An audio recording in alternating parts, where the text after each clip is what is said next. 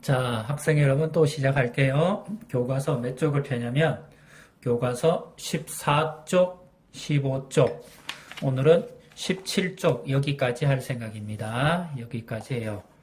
자, 우리 교과서 읽어보면 14쪽에 무슨 내용이 나옵니까? 화학 변화, 물리 변화 이렇게 나와 있습니다. 그리고 첫 머리에 나와 있는 게 설탕을 녹여서 달고나를 만드는 내용이 나옵니다. 유튜브에 보시면 달고나 커피 만드는 과정이 있는데 한번 해보시기 바랍니다. 집에서 어렵지 않아요. 주걱 같은 거는 작은 냄비에 설탕을 녹이고 거기에다가 커피를 만드는 건데 솔직히 말하면 저는 안 만들어 봤어요. 저희 집에 있는 딸이 만들어서 먹고 왔더니 뭐 맛있다고 떠들더라고요. 그래서 뭐 해줄 줄 알았더니 해준다는 얘기는 없고요. 그냥 자기 혼자 먹고 끝내더라고요. 이럴 때 나쁘다고 그래야 될지 좋다고 그래야 될지 모르지만 뭐 그런 일이 있었습니다. 달고나를 만드는 과정은 크게 두 가지 경우로 나눴어요. 첫 번째, 설탕을 녹이는 과정이 나와요. 설탕을 녹인다. 설탕을 녹인다는 이거는 물리 변화예요. 근데 설탕은 당분으로 되어 있고요. 이 녀석이 온도가 약 240도에서 250도, 크게 봤을 때 300도 넘어가면 안 되고요. 250도 내외에서는 이 녀석들이 갈색으로 바뀌죠. 이걸 우리 교과에서는 특별히 말이 없는데 이걸 캐러멜화라고 그래요. 캐러멜화. 캐러멜 사탕과 똑같은 거예요. 캐러멜화 그래요. 캐러멜화는 당분에서 잘 일어나요. 고구마, 감자 굽다가 또는 보면 약간 노릇노릇하게 보이는 부분이 있죠. 그게 캐러멜화예요. 밥도 후라이팬에 넣고 데우면 노릇노릇해져요. 그것도 캐러멜화예요. 하얀 백설탕을 후라이팬에 넣고 데우면 노릇노릇해지는데 그것도 캐러멜화예요. 녹이는 거는 물리 변화지만 캐러멜화 되는 거, 색깔이 변하는 거는 이거는 무슨 변화라 그래요?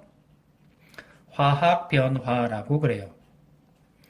우리 주변에는 크게 변화는 우리 주변이에요. 자연계에 있는 걸 얘기하는 거 아니고요. 우리 주변에는 크게 화학 변화는 크게 두 개예요.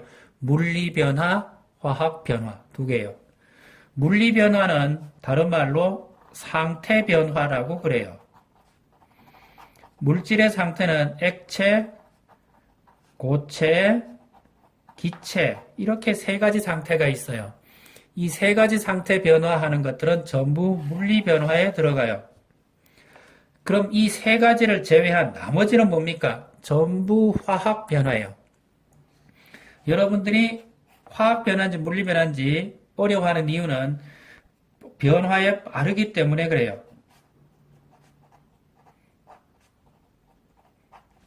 변화에 빠르기가 빠르면 화학 변화, 느리면 물리 변화가 아니고 상태가 변하면 물리 변화, 그 이외는 다 화학 변화예요. 화학 변화는 변화의 빠르기가 굉장히 빠른 것들도 있고요. 굉장히 느린 것들도 있어요. 굉장히 빠른 건 뭡니까? 폭발, 연소 이런 것들은 전부 화학 변화 중에 빠른 것들이에요. 느린 것들도 있습니까? 있어요. 여러분이 키 커가는 거 화학 변화예요. 철이 녹슬는 거, 김치가 익어가는 거, 과일이 빨갛게 익어서 맛이 나는 거 이거 전부 화학 변화예요. 그 대신에 반응 속도가 어떻다고요? 굉장히 느리게 진행되죠. 반응 속도의 문제가 아니고 상태가 변하면 물리 변화, 상태가 변하지 않고 성질이 변하면 화학 변화, 상태가 변하면 물리 변화라고 크게 얘기를 해요. 자, 물리 변화 중에 우리 주변에서 지금 봄이 되죠? 지금 봄이 돼가지고 지금 따뜻한데요. 물론 코로나 바이러스 때문에 외국 바깥에 나가지는 못합니다. 지금 봄이 돼서 꽃이 핍니다. 이거 전부 화학 변화예요. 봄이 되니까 빨래가 잘 마릅니다. 이거는 물리 변화예요. 뭐 말인지 아시죠? 자, 지금 여러분들 집에는 한 개씩 다 있을 건데 제가 가서 뭘 하나 가지고 올 거예요. 뭘 가지고 옵니까? 저는 가서 그릇을 하나 가지고 올 거예요. 그릇 중에 뭐가 있습니까? 자, 아싸. 제가 집에서 쓰고 있는 그릇. 이게 뭐예요, 이게? 도자기죠. 이 도자기는 흙으로 만들었어요. 흙으로 만드는데 흙 이름이 고령토라는 흙이에요. 이 녀석을 고령토를 가져와 가지고 사람이 기계에서 만들든 사람 손으로 만들든 모양을 만들겠죠. 흙에서 이 그런 모양을 만드는 것까지 요까지는 물리변화예요. 근데 이 만들어 가지고 그 다음에 어떻게 합니까? 가마라고 그러죠, 보통. 도자기 가마라고 그러는데 불을 피워 가지고 굉장히 뜨거운 온도에서 굽습니다. 구우면 흙이 뭐라 그래야 되지? 이게 자화라 그러나요? 자화가 되면서 성질이 바뀝니다. 흙은 물에 들어가면 물을 먹습니다. 그리고 물에 오래 떠주면 흙은 물에 풀어져 가지고 모양을 잃어버려요. 하지만 불에 구우면 굉장히 단단해지고요. 딱딱해지면서 더 이상 흙이 아닙니다. 다른 말로 하면 물을 받아들이지 않습니다. 불을 높은 온도에서 구워요. 1300도에서 약 1400도 구우면 이 흙에 있는 철 성분이 자화를 해요. 자화라는 얘기는 자석이 된다는 얘기죠. 자화를 하면서 자석을 띠는 그릇, 그래서 자기라고 그래요. 뭔 말인지 아시죠? 흙이 자석 성분을 띄었다라고 그래서 자기라고 그래요. 그래서 앞에 붙여가지고 도자기 이렇게 합니다. 이거는 도자기는 본래 도기와 자기의 합성 말이에요. 합쳐서 도자기 그럽니다. 자기를 구우려면 약 1300도에서 1400도 정도가 필요하고요. 도기는 약 요거보다 낮은 온도에서 끓어요. 도기를 모르겠으면 이거는 뚝배기, 항아리 이런 것들은 도기고요. 자기는 밥그릇입니다. 뚝배기는 물을 먹습니다. 그래서 뚝배기는 절대로 물을 먹는다는 얘기는 뚝배기는 씻을 때 세제로 씻으면 안 됩니다. 그 사이사이에 물을 먹는다는 얘기는 자기 사이로, 도기 사이로 세제가 스며들어서 여러분은 잘못하면 뚝배기에다가 된장국을 끓이면 된장국을 먹는 게 아니고 세제국을 먹는 수가 있으니까 절대로 씻으면 안 됩니다. 제가 이건 농담이고요.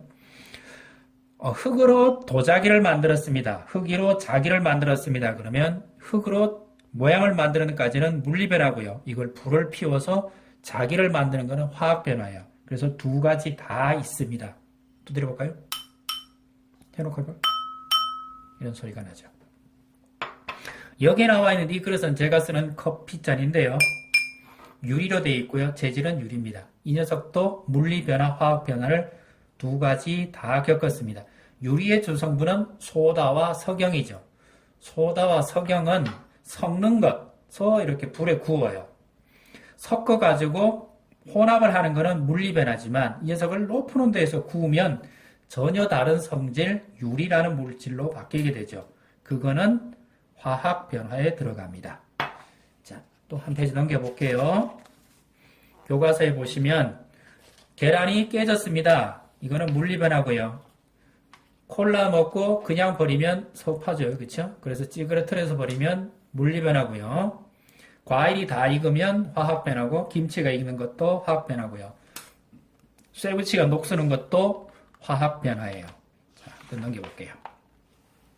요거는 여러분들이 숙제로 좀 하셔가지고 올려주시면 제일 좋겠습니다. 여기에다가 여러분들이 한 장 한 장씩 다 써서 찰칵 찍어서 댓글로 올려주시면 제가 여러분들이 수업을 했나 안 했나 한번 확인해 볼 거예요. 그래도 풀어볼게요.